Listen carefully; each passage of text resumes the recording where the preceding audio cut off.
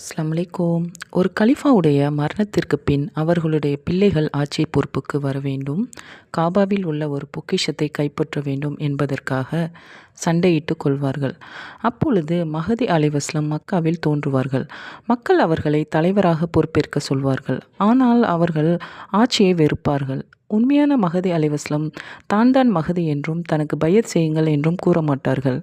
மஹதி அலைஹிஸ்ஸலாம் பெயர் முகமது நபி ஸல்லல்லாஹு அலைஹி வஸல்லம் பெயராக இருக்கும். அவர்களுடைய தந்தையின் பெயர் முகமது நபி ஸல்லல்லாஹு அலைஹி வஸல்லம் அவர்களுடைய தந்தையின் பெயராக இருக்கும்.